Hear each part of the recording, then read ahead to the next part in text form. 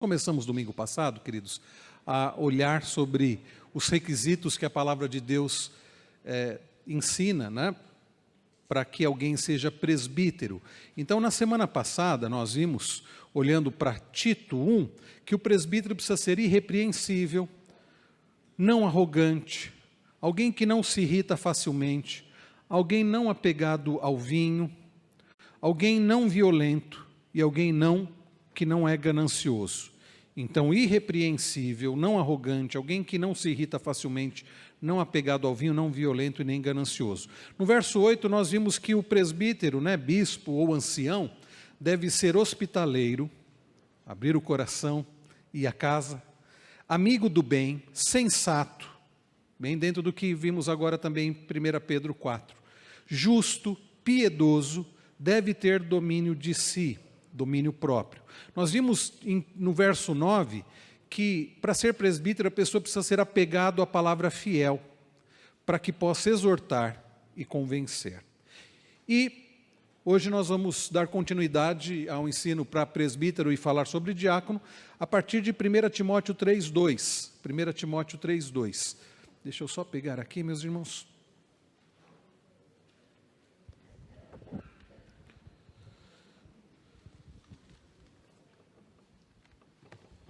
Então, a Bíblia diz que para alguém ser presbítero, além de ser irrepreensível, Paulo escrevendo a Timóteo, no capítulo 3, verso 2, diz, esposo de uma só mulher.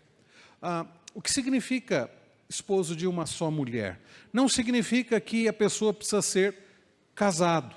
Então se é solteiro não pode ser presbítero, não pode ser diácono. Não é isso que a Bíblia diz. O que diz é que se for casado, deve ser marido de uma só mulher.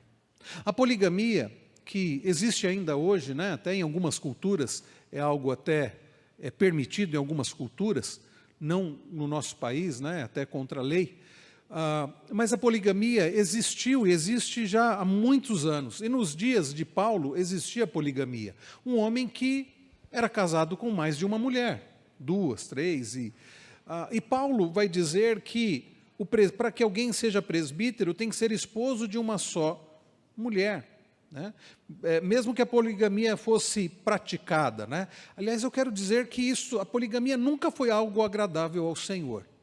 Mesmo quando nós olhamos, por exemplo, para os patriarcas, Abraão, Isaac, Jacó, que tiveram mais de uma mulher, nós podemos ver que eles sofreram consequências com isso.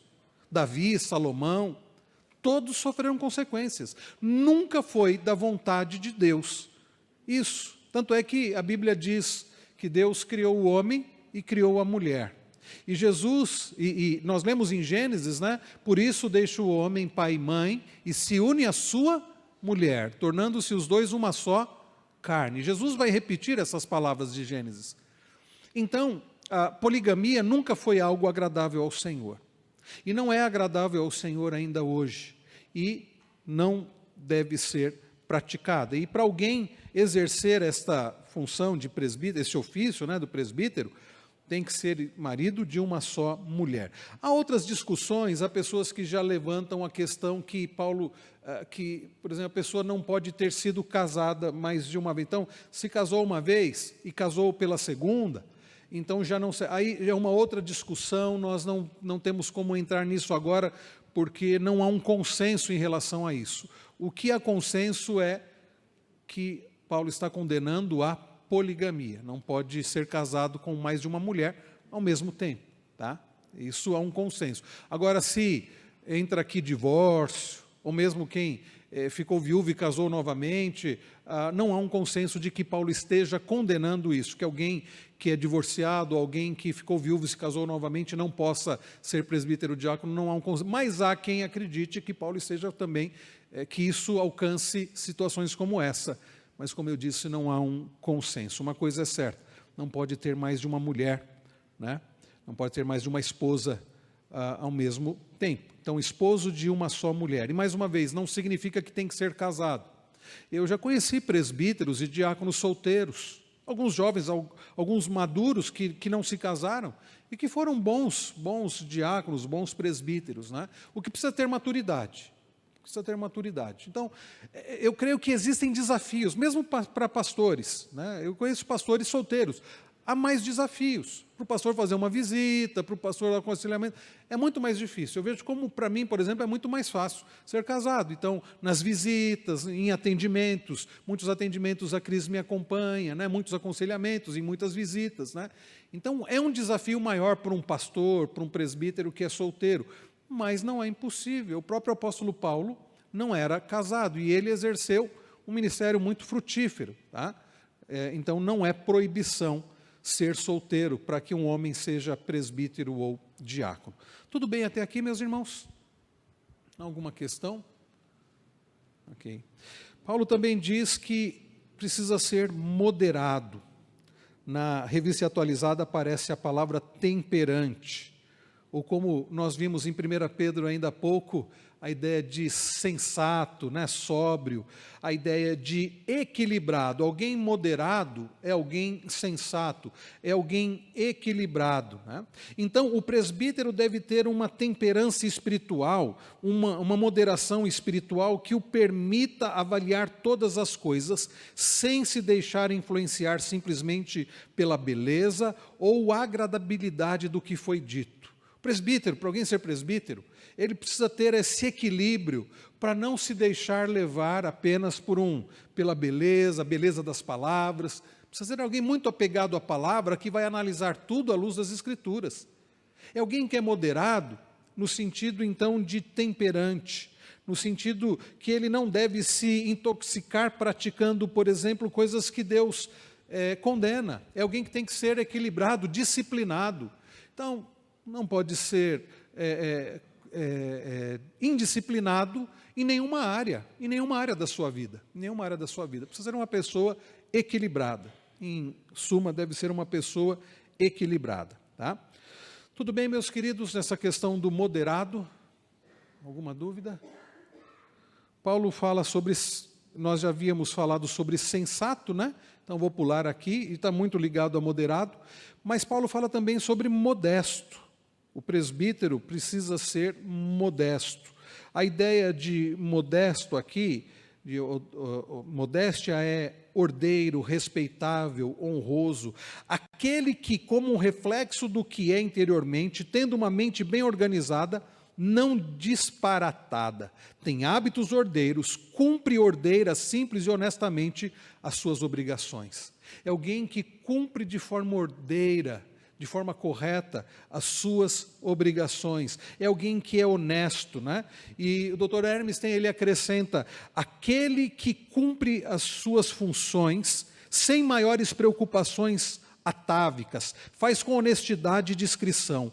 Quando um presbítero cumpre ordeiramente as suas atribuições, em geral, ele não aparece, não chama atenção para si, as coisas funcionam bem, né? Dentro dos conformes, a ordem e modéstia. É muito estranho, meus irmãos, quando um presbítero, como um pastor, quer chamar atenção para ele mesmo. Então você vê que ele não está preocupado em transmitir a palavra, em servir os irmãos, ele está preocupado em aparecer. Ele quer ser o centro das atenções. Não, meus irmãos, uma pessoa que quer ser o centro das atenções, uma pessoa exagerada, né, não serve para governar a igreja, não serve para estar pastoreando a igreja, quer como presbítero regente ou docente, quer como um presbítero que administra um pastor, ok? Ele precisa ser modesto no falar, né? Modesto no agir, modesto no vestir, modesto em todas as coisas, sem chamar a atenção. Tudo bem, meus irmãos? Entenderam bem a ideia de modesto aqui? Ok. Hospitaleiro nós já falamos. Paulo fala também sobre apto para ensinar. Apto para ensinar. Aqui, irmãos, é preciso dizer que a ideia é habilidade, alguém que tenha didática. Isso é muito mais requerido para pastores do que para presbíteros regentes. Ainda que seja bom, né? Ainda que se espere que um presbítero também tenha aptidão para ensinar, né? Quantas situações o povo de Deus está reunido, não tem um pastor, quem é que vai assumir para trazer uma palavra, para dar uma aula, para pregar? É o presbítero. Conta-se com o presbítero para também um ensino, né? Então, é bom o presbítero, o regente, né? O presbítero que administra, ou como nós chamamos na nossa igreja, apenas presbítero, ele não é obrigado a ter uma formação teológica como de um pastor. Você não vai requerer que o presbítero faça seminário, né? Fique lá os 4, 5 anos no seminário, aprenda grego, hebraico, teologia sistemática, teologia bíblica, teologia histórica, filosofia, teologia filosófica e tudo mais, história da igreja e tudo mais. Mas é necessário que os presbíteros conheçam as doutrinas bíblicas, conheçam o que a nossa igreja defende, conheçam a nossa confissão de fé. Então, é muito prejudicial um líder da igreja, um presbítero, que não conheça as doutrinas bíblicas, que não conheça a confissão de fé, né, que nós seguimos. Então, ele precisa ter conhecimento para que possa, inclusive, ensinar, né? Às vezes, ele não tem a mesma didática, mas ele tem que ter um mínimo de condição para levar uma palavra, para trazer uma orientação, um conselho, né? Às vezes, esse ensino não é um ensino público. Alguns presbíteros que, de fato, não têm aquela aptidão para dar uma aula em público, uma pregação, mas que vai precisar ter aptidão para dar um conselho para um irmão. Tem que ter condições de ensinar alguém que precise ser ensinado, porque como ele vai pastorear se ele não consegue ensinar? Tá? Então, apto para o ensino, alguém que conhece a palavra, tenha conhecimento da palavra e tenha habilidade para transmitir o ensino visando a edificação do povo de Deus. Presbíteros, sejam pastores ou presbíteros regentes, são chamados para a edificação do povo de Deus, para governar a igreja, edificando o povo de Deus, pastoreando, né? E ainda eu sou da opinião, isso dentro da nossa igreja ainda não é bem assim, porque nós temos a divisão de presbíteros regentes, docentes e diáconos. Mas ainda eu sou da opinião que os diáconos deveriam cuidar mais da parte organizacional, para deixar os presbíteros cuidando mais da parte da edificação. E no nosso sistema, muitos presbíteros acabam tendo que se dedicar muito à questão de administração. Vocês veem o seu Calói falando de terreno, correndo atrás de coisas de terreno. Eu acho que nós poderíamos ter a junta diaconal mais trabalhando mais essas questões, para que os presbíteros pudessem ter mais tempo para visitar, para aconselhar, para ensinar, né? Mas no nosso sistema, e é o que nós seguimos, os presbíteros, eles acabam tendo a responsabilidade do governo da igreja, das questões administrativas. É isso que eu queria dizer. Eu creio que os diáconos poderiam cuidar mais da parte administrativa, e para deixar os presbíteros, os pastores, cuidando mais da parte de visitação, aconselhamento e ensino, mas precisamos ter aptidão para ensinar, para sermos presbíteros, para estarmos pastoreando a igreja. Muito mais os pastores. Irmãos, é inadmissível um pastor que não tenha aptidão para ensinar. Dona Janine, que é professora na área de didática, né, Dona Janine, de didática, pode dizer, né, como é ruim um líder na igreja, um pastor, um professor de escola dominical, que não tem aptidão para ensinar.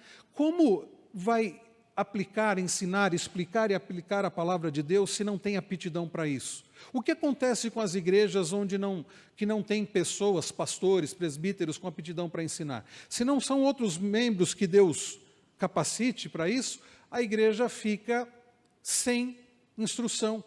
O povo de Deus deixa de ser instruído, alimentado, ensinado. Não há crescimento. Por isso, a importância de termos pessoas capacitadas para o ensino da igreja. O ministério de ensino da igreja é primordial. Como a igreja vai crescer, como a igreja vai se desenvolver, como a igreja vai ser alimentada, como a igreja será conformada à imagem de Cristo, se ela não for ensinada. E não for ensinado, não é qualquer coisa, não. O que vai ser ensinado? A palavra de Deus. Somente a palavra de Deus. E toda a palavra de Deus. Então, eu vou além, ou eu complemento, dizendo que esse apto para ensinar envolve aptidão para ensinar e que deve ser ensinado a palavra de Deus, toda a palavra de Deus e somente a palavra de Deus. Porque tem gente que até ensina a Bíblia e mais alguma coisa, ensina só parte da Bíblia. Nós temos esse esforço de pregar livros inteiros da Bíblia, porque entendemos que a igreja é mais ainda alimentada, nutrida desta forma, né? Ok? Tudo bem, meus irmãos?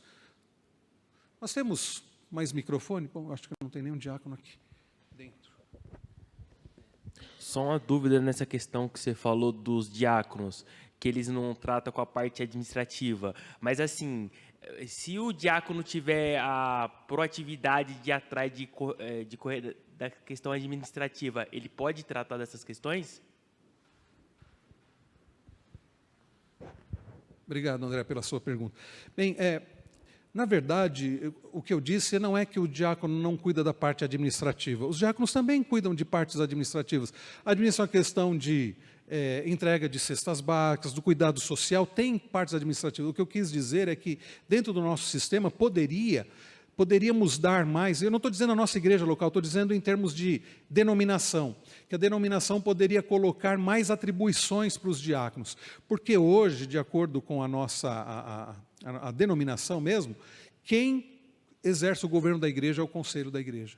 Então, mesmo que a gente fique passando algumas coisas para a junta diaconal, é responsabilidade do governo da igreja, do conselho da igreja. Então, mesmo que a gente queira, é responsabilidade do conselho da igreja. Essa parte administrativa. Agora, tem igrejas que trabalham, e nós também fazemos isso, envolvendo a junta diaconal também para o auxílio e outras coisas. Nós temos uma comissão de reforma, né? Então, diáconos participam também.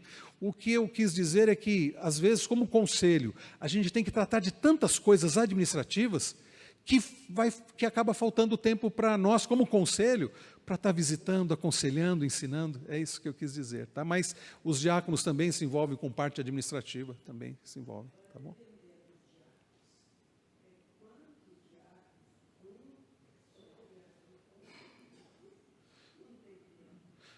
Pode falar novamente, por favor, dona Janine, que agora no microfone. Eu estou falando que quando os diáconos, eu vejo na minha igreja, Uhum. quando os diáconos fazem o que é da sua função de acordo com a Bíblia, não sobra tempo. Uhum. Não sobra tempo. Não sobra tempo. Eu creio que uma das coisas é essa, porque talvez fique mais difícil para a junta diaconal assumir as atribuições administrativas, porque eles já têm muito o que fazer nós vamos falar disso daqui a pouco, nós vamos entrar na parte de diaconia, mas é isso mesmo, Angelina, tem muita coisa, a junta diaconal tem muitas atribuições, é verdade. Obrigado, viu, dona Angelina? Apto, então, para ensinar. É imprescindível que pastores sejam aptos para ensinar. E eu não diria imprescindível, mas é bom que presbíteros tenham essa aptidão também. Conhecimento bíblico todos têm que ter, presbíteros, regentes e docentes. E condições para passar o que conhece, todos também, presbíteros, docentes e regentes precisam ter. Tudo bem, meus irmãos? Esse apto para ensinar?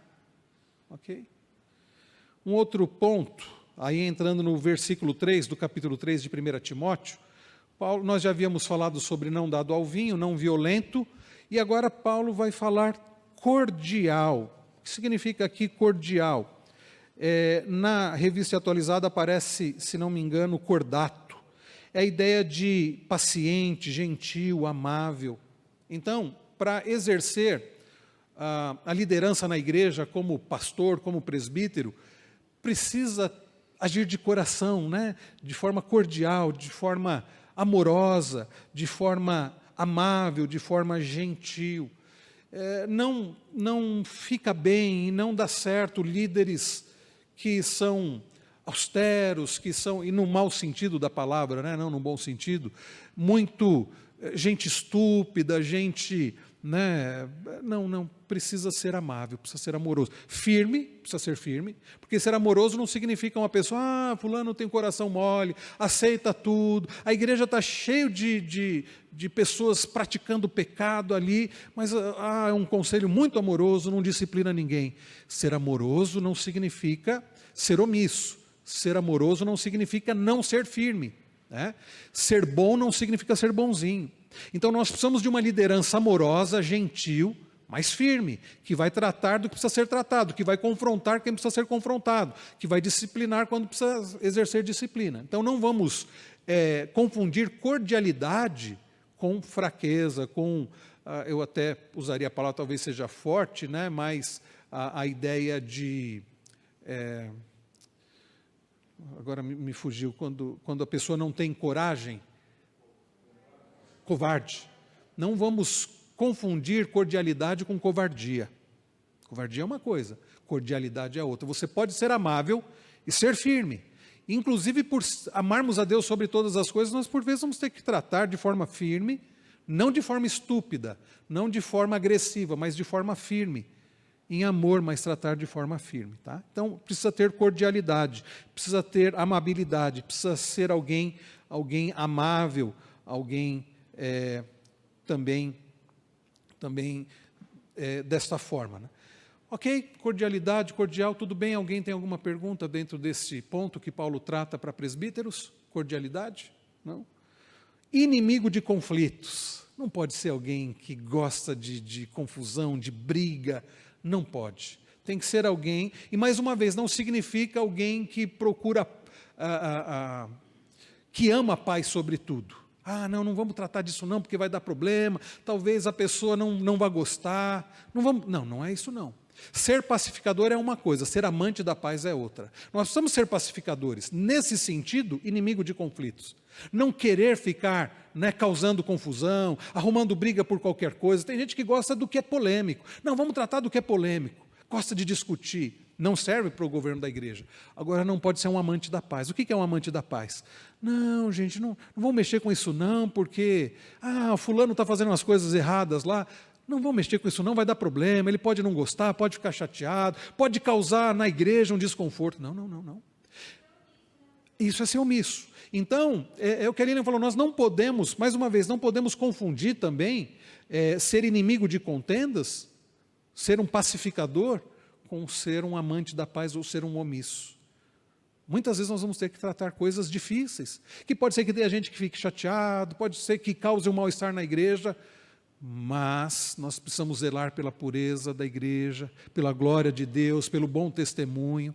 Né? Então, inimigo de conflitos não significa, mais uma vez, como eu falei ainda há pouco, covardia, tá? Mas é ser alguém que é pacificador. Líderes iracundos, briguentos, gente, aliás, iracunda, briguenta, não serve para o governo da igreja. Presbítero Marcos? Eu não sei se posso colaborar nisso, é a questão de, quando um assunto chega ao conselho, a nível de conselho, ele tem que ser resolvido, ele não pode ser protelado. Então, os presbíteros em consenso, eles vão procurar a resolução do problema. E aí a conversa e a colocação de cada um, como será. E a mediação será a palavra. Certo. Então, da mesma maneira que quando a gente vai aconselhar, nós temos que orar, pedir para que Deus nos dê o momento e as palavras corretas, nós não vamos deixar de aconselhar. E daí a Bíblia será a confrontação. Sim. Muitas vezes o irmão que vai ser chamado a atenção na palavra, ele pode sair chateado ou até constrangido com o presbítero, mas quem vai mediar isso é o Espírito Santo. Sim. Então que nós temos que estar sempre assim, não fugindo, sendo cordial, sabendo falar, o momento falar e como falar. Então isso que vem toda a temperança que Paulo coloca, né? Seria mais ou menos isso, né? É isso mesmo. Então, a ideia aqui o presbítero não deve ser briguento, mas pacífico. O texto não quer sugerir, como eu disse, atitude de passividade pecaminosa, que se acovarda diante dos desafios próprios de seu ofício. Antes, ele combate aqueles que amam a contenda pelo simples fato de contender. Sabe gente que briga porque quer brigar? Fica contendendo porque quer contender? É isso que é... Obrigado, meu irmão. Obrigado, viu? Deus abençoe. É isso que Paulo está dizendo. Aí o Dr. Hermes ele coloca, é curioso que a palavra que descreve a atitude que Paulo combate, sempre é empregada negativamente no Novo Testamento. Tanto o substantivo, que aqui é makomai, lutar, contender, brigar e disputar, como o verbo, que é maqué, batalha, luta, briga, contenda, disputa, sempre aparece de forma negativa, nunca positiva. É algo que, de fato, desagrada a Deus. Alguém briguento, alguém que gosta de conflito, de confusão. Uma pessoa assim não serve para o governo da igreja. Já imaginaram, irmãos?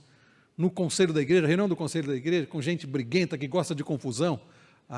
Pastor, presbítero, não serve. Imagina o mal que isso causa para a igreja. Líderes que amam, que gostam de conflitos, né? Precisamos ser inimigos de conflitos, ainda que firmes tratando o que precisa ser tratado. Tudo bem? Esse inimigo de conflitos, não avarento, não amante do dinheiro. A expressão é essa, né? Afilarguros,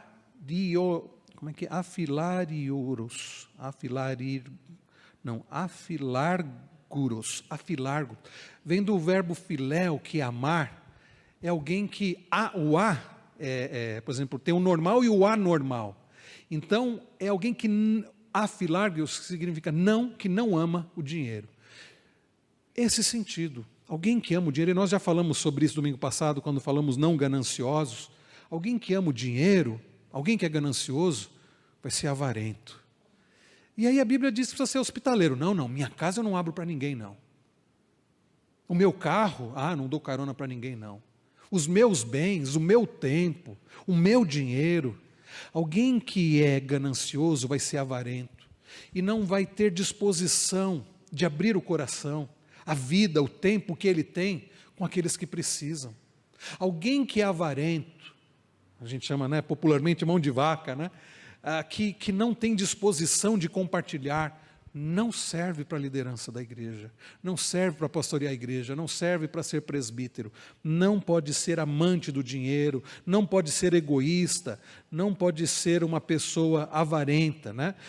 A ideia do desejo incontrolado de possuir torna o homem possuído pelo seu desejo, e sob esse domínio passa a dirigir todas as coisas sob essa perspectiva, e ele se aliena de Deus e do próximo, e ele não quer compartilhar nada do que ele tem, Então não pode ser avarento, não pode ser avarento. Tudo bem, meus irmãos? Ok? Alguma questão? Não? Ok. Depois nós vamos para os versos 4 e 5. Diz que governe bem a própria casa.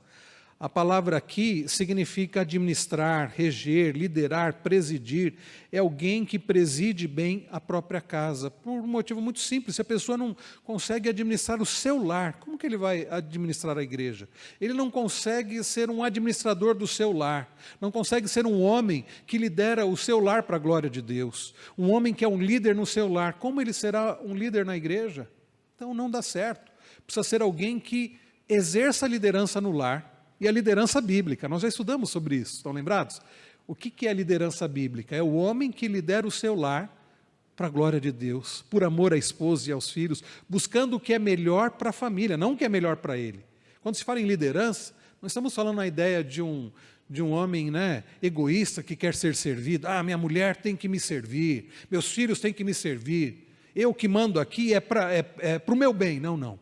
É alguém que, como sacerdote do lar, para a glória de Deus, entendendo qual é a vontade de Deus, ele conduz a sua família para a glória de Deus. É um marido que lidera, amando a esposa como Cristo amou a igreja, buscando o melhor para o bem da esposa, zelando pela vida da esposa, zelando pelos filhos, conduzindo os filhos para a glória do Senhor, educando, disciplinando os filhos. Se um homem não consegue liderar a própria casa, ele não conseguirá liderar a igreja, ok?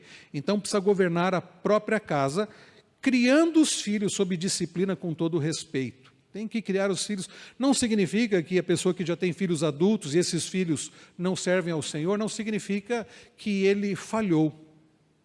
O que mostra? Uma vez, eu acho que foi num livro do John MacArthur, uma frase dele me chamou a atenção. O que mostra que nós falhamos na educação dos nossos filhos? Não é se eles cresceram e estão fazendo tudo certo, mas se nós somos fiéis. Porque é possível que você seja fiel na educação do seu filho e seu filho na idade adulta resolva não servir a Cristo. É possível que isso aconteça. O que vai mostrar que tivemos êxito é se nós fomos fiéis, se nós ensinamos, se nós educamos, se nós criamos nossos filhos sob a disciplina com respeito, se nós formos fiéis à palavra do Senhor. E é claro que nós fazemos isso buscando a graça de Deus, pedindo a Deus que confirme isso, que abençoe. E no final, como nós cantamos há pouco, não é por obras, é tudo pela graça. Se nossos filhos vão servir ao Senhor, é pela graça. Não é porque nós fizemos tudo certinho, é a graça do Senhor. Mas nós temos que cumprir a nossa parte. Então, um homem que não governa a própria casa, que não cria os seus filhos na disciplina, com todo respeito, ele não está apto para exercer o governo da igreja. Não está apto. Paulo diz, pois se alguém não sabe governar a própria casa, como cuidará da igreja de Deus, da casa de Deus? A pessoa não consegue governar. Poucas pessoas, como vai governar a casa de Deus, a igreja? Tudo bem, irmãos? Tá? Vamos para o verso de número 6. Que o bispo, ou presbítero, ou ancião, não seja recém-convertido. Numa outra versão, neófito, novo na fé.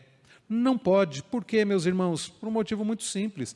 Alguém que é novo convertido, novo na fé, ainda não tem conhecimento suficiente das Escrituras, ainda não tem maturidade espiritual, não está preparado. Quantas vezes, meus irmãos, nós vemos igrejas, não estou me referindo à nossa igreja aqui especificamente, mas igrejas que a pessoa mal chegou na igreja, mal fez profissão de fé, já é eleito para diretoria, já é eleito diácono, já é eleito presbítero.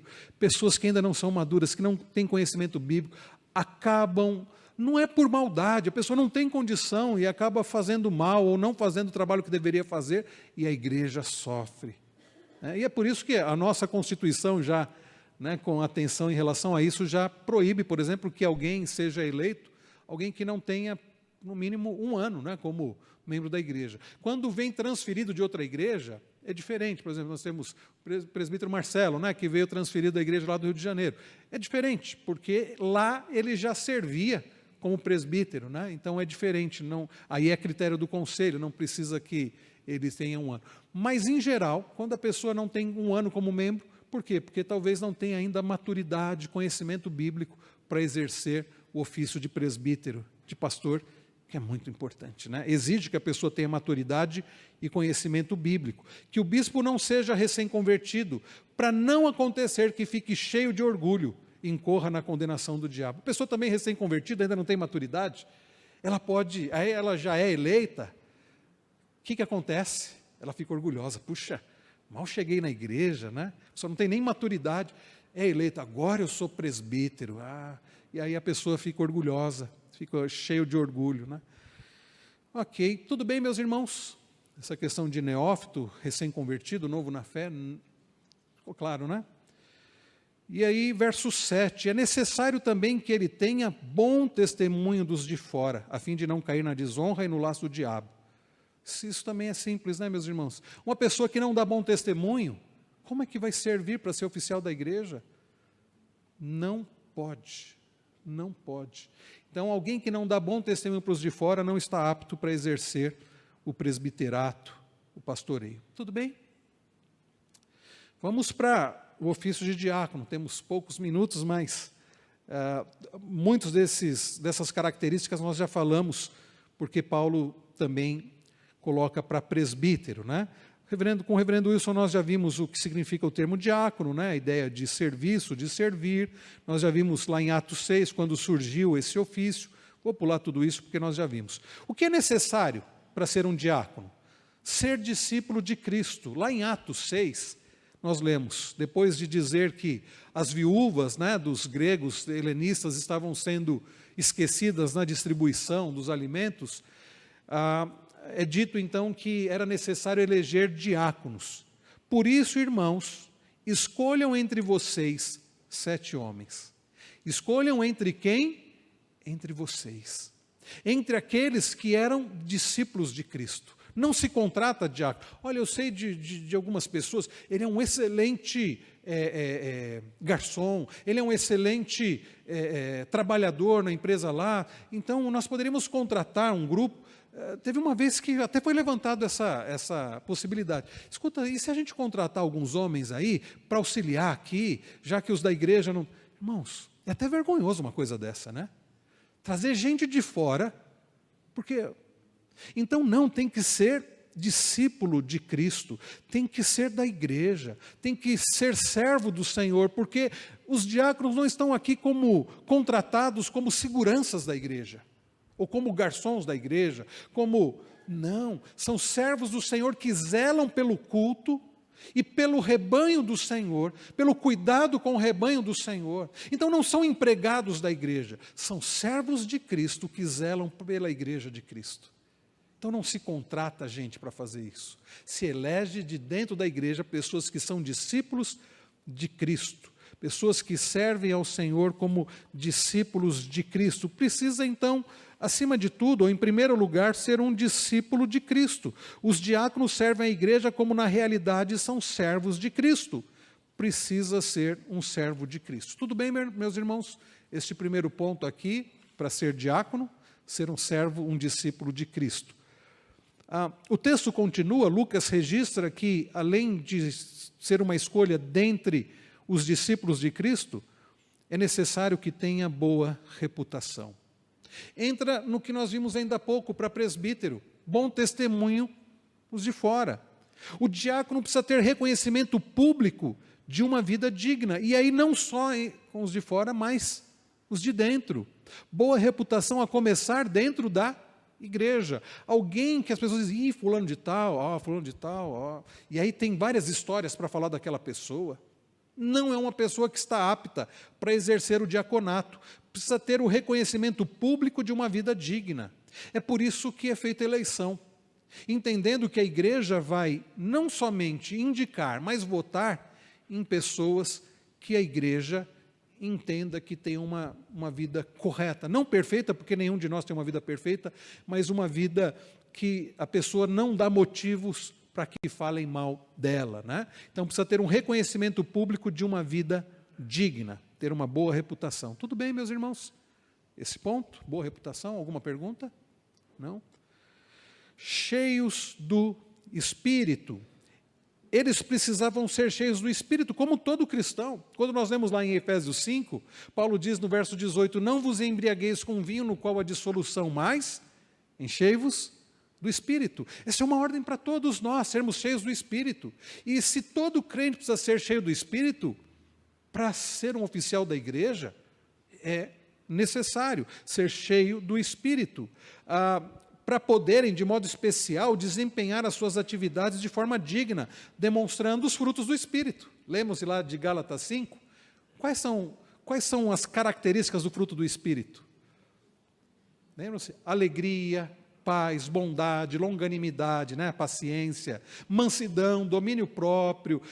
São coisas que fazem parte do fruto do Espírito. Como um diácono vai ser um diácono se ele não tiver domínio próprio, se ele não tiver paciência, se ele não tiver a alegria, a paz que vem do Senhor, se ele não tiver essas características que fazem parte do fruto do Espírito? Ele precisa ser cheio do Espírito Santo, mansidão, né? Tudo que faz parte, o amor, tudo isso faz parte deste fruto, que é o fruto do Espírito. Por isso, um oficial da igreja precisa ser cheio do Espírito, para que ele seja amoroso, paciente, manso, né? Pacificador, para que ele seja longânimo, para que ele seja, enfim, demonstre todos esses frutos lá de Gálatas 5, 22 e 23. Tudo bem, meus irmãos? Alguma pergunta? Não? Além de ser cheio do Espírito, precisa ser cheio também de sabedoria. Irmãos, aqui, não se enganem. Sabedoria não significa conhecimento.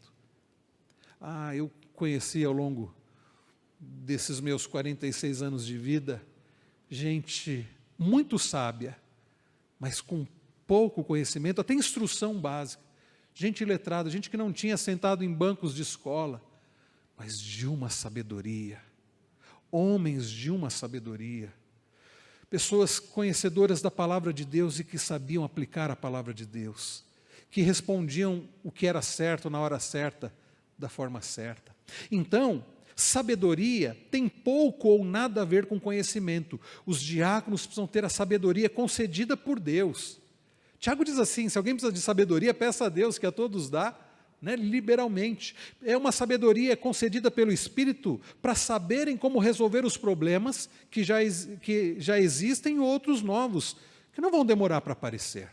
Quantos problemas, né, Edson? A junta diaconal enfrenta. Situações as mais diversas. Então precisa de sabedoria. Pessoas tolas, e lá em Provérbios nós lemos muito, né, do paralelismo do nécio, né, ou tolo, com o sábio. Pessoas nécias, tolas, sem sabedoria, vão fazer mal para a igreja. Quer como diáconos, como presbíteros, pastores, professores, fazem mal para a igreja. Nós precisamos de gente sábia. Como eu disse, talvez que não, mesmo não tendo muita instrução, muito conhecimento, mas que tenha sabedoria dada por Deus para tratar das questões que surgem na igreja, principalmente na área envolvendo a junta diaconal. Então precisam ser cheios da sabedoria, e a boa notícia é que Deus dá sabedoria para quem busca. Tudo bem, meus irmãos? Cheios do espírito de sabedoria, podemos passar para os encarregarmos desse serviço. E aí vamos para 1 Timóteo 3, quando, depois de falar de presbíteros, Paulo começa a falar sobre os diáconos. Ele diz, do mesmo modo, quanto a diáconos, verso 8, é necessário que sejam respeitáveis. Aqui a ideia de dignos de respeito, né? O diácono deve ter um procedimento sério, digno de todo respeito e admiração, como resultado do quê? De uma vida de submissão a Deus. É alguém que as pessoas respeitam, alguém que tem uma vida digna diante do Senhor, que leva os outros a terem respeito. Não é que você não possa brincar, não é que o diácono não pode ser alguém que brinca, não é isso, mas é alguém que, mesmo sendo alguém que brinca, que a gente tem liberdade, mas é alguém que a gente respeita. Fala, olha, fulano de tal é um servo do Senhor, não é alguém que vive fazendo coisa errada, que então você trata a pessoa, não, é alguém que leva Deus a sério, por isso vamos levar essa pessoa a sério. Alguém que teme a Deus, alguém que leva Deus a sério, é levado a sério também, e as pessoas vão levar a pessoa a sério. Então, é preciso que seja respeitável. A respeitabilidade aqui exigida combina de forma bela e harmoniosa com a simplicidade e com a nobre honradez. É alguém que é simples, alguém que é honrado. Para ser diácono, precisa ser alguém simples, alguém honrado, alguém que merece, que se dá ao respeito. Tudo bem, meus irmãos? Esse ponto? Ok? Acho que os irmãos talvez estejam preocupados com o horário, né? Deu 11 horas, é melhor não perguntar nada para... de uma só palavra. Sim? Só lembrando aqui, quando falou um rapaz que brinca, um diácono, alguém está me encarando aqui, pastor. Como eu disse, né? Pode ser brincalhão, pode até ser palmeirense igual o Edson, né? Mas a gente respeita, né? Palmeirense. Mesmo palmeirense a gente respeita, brincando, né, meus irmãos?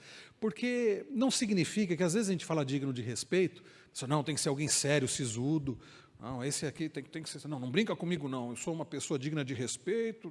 Não, que isso? Às vezes pode ser alguém, uma pessoa assim, às vezes é até chato, né, mas não é digno. A pessoa pode ser chata e não ser digno de respeito, pode ser sisudo, mal-humorado e não ser digno de respeito. E a pessoa pode brincar, como nós temos nosso querido irmão Edson mesmo, que brinca, e é uma pessoa honrada, digna de respeito. É isso mesmo. E de uma só palavra. A construção aqui da palavra do grego é negativa, porque logos é palavra, né? No princípio era o verbo, né? Reinaquer logos, no princípio era o verbo. A palavra aqui que Paulo usa é dilogos, duas palavras. Não pode ser alguém que tenha duas palavras, ou seja, que fala uma coisa aqui, fala outra ali. É alguém que tem duas palavras, alguém que não tem uma só palavra, é alguém que não é digno de confiança, você não sabe quem é essa pessoa. Para uns ele fala uma coisa, para outros, para agradar outros, ele fala outra coisa. A expressão, aí o Dr. Hermsen, ele coloca, a expressão pode ser entendida de três formas, que não são excludentes. O diácono não deve ser um difamador, levando e trazendo casos dos lares onde visita, né? Não pode ser um mexeriqueiro, um fofoqueiro, né? Não pode ser um difamador. Há um outro sentido aqui, não deve ser alguém que pense uma coisa e diga outra. Ele pensa uma coisa, mas para agradar ele diz outra, não pode ser assim. E terceiro, não deve ser alguém que diz uma coisa para uma pessoa e algo diferente para outra, falando conforme o interesse do seu interlocutor. Tem que ser uma pessoa, de fato, sincera, verdadeira, precisa ser verdadeiro, falando sempre com amor, mas sendo verdadeiro. Então, uma pessoa de duas palavras, alguém que não seja de uma só palavra, não é confiável, não serve para ser oficial da igreja, não serve para ser diácono. Tudo bem? Alguma questão, meus irmãos? Não deve ser inclinado a muito vinho, isso nós já tratamos falando também para presbítero, né? Alguém que não pode ser, alguém que se leva a embriaguez, alguém viciado em vinho. Não é que a pessoa não possa apreciar um cálice de vinho, é alguém que não pode ser escravo, né, da bebida, a ponto, né, de se embriagar e fazer coisas de mau testemunho, né? Então, não inclinados a muito vinho e não gananciosos. Isso também nós já tratamos falando para presbíteros. Alguém que, né, ama o dinheiro acima de tudo, não pode ser. Então, como nós já falamos domingo passado, vou passar. Aí chega o verso 9. Conservando o mistério da fé com a consciência limpa. Conservando o mistério da fé com a consciência limpa. Eu estava lendo um comentário do grande teólogo da Reforma, João Calvino. Ele diz: conservando pura doutrina de nossa religião, e isso de todo o nosso coração e com sinceridade, com sincero temor a Deus. Os homens que são ricamente instruídos na fé não devem ser ignorantes de nada que seja necessário a um cristão conhecer. É alguém, então, que conhece e conserva a palavra de Deus. O mistério da fé é o próprio Evangelho, e ele faz isso com a consciência limpa. É alguém que conhece e preserva a doutrina, a palavra de Deus, e faz isso com sinceridade, com a consciência limpa. No verso 10, Paulo diz, também esses devem ser primeiramente experimentados, né, e caso se mostrem irrepreensíveis, que exerçam o diaconato. Ou seja, a ideia de serem examinados, esta palavra que era aplicada para se referir ao teste dos metais preciosos, para avaliar a qualidade. Um metal, então, o ouro, a prata, ele era submetido a um teste, e era o teste do fogo, né, para poder saber se era, de fato, se atestava a qualidade, e até para purificar. Uma pessoa, para ser diácono, precisa ser experimentado, talvez precise passar mais tempo para tratar de algumas coisas que precisam ser tratadas, para que ele esteja preparado. Em outras palavras, é alguém que precisa estar preparado para exercer o diaconato. E aí, então, vai poder exercer esse ofício. Marido de uma só mulher, nós já tratamos sobre isso, que governa bem a própria casa, nós já tratamos sobre isso. Então é isso, meus irmãos, é isso. Algumas das características para diácono, nós já vimos domingo passado e hoje no início da aula falando para presbíteros. Se a gente procurar achando que são pessoas perfeitas, nós não vamos eleger ninguém, porque não são pessoas perfeitas, mas são pessoas tementes a Deus, que Deus tem dado dons para isso, para exercerem esses ofícios, seja para presbítero ou diácono, e são dons diferentes, já perceberam? Porque tem gente que pensa assim, fulano tem sido um ótimo diácono, vamos eleger ele para presbítero? Ele cumpriu bem, né? São dons diferentes. Eu já vi acontecer, a igreja eleger um excelente diácono para presbítero, e ele ser um péssimo presbítero. Era um excelente diácono para servir, para cuidar das pessoas, foi eleito presbítero, não tinha condição de ensinar, não tinha condição de exortar. A igreja perdeu um excelente diácono e acabou não tendo um bom presbítero. Então, são ofícios diferentes. Presbítero não é mais importante do que diácono, não é pessoa ser promovida, não é. Às vezes a pessoa não é um bom diácono, tem dificuldade para exercer o diaconato, mas tem o dom para ser presbítero. Agora, é mais difícil isso porque, em geral, para alguém pastorear a igreja, precisa já ser um bom diácono, precisa ter coração para servir. Alguém que não tem um coração para servir, como é que vai governar a igreja, né? Ainda que sejam dons diferentes, tem ligações, tá bom, meus irmãos? Alguma dúvida?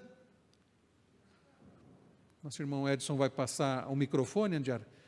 Já pode falar no microfone, por favor.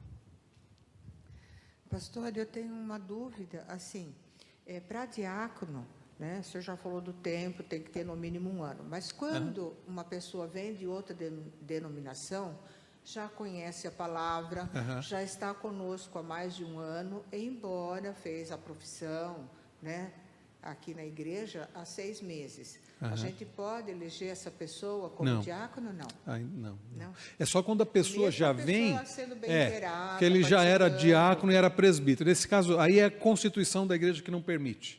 Tá? Então tem que aguardar 1 ano. Tem que aguardar 1 ano mesmo.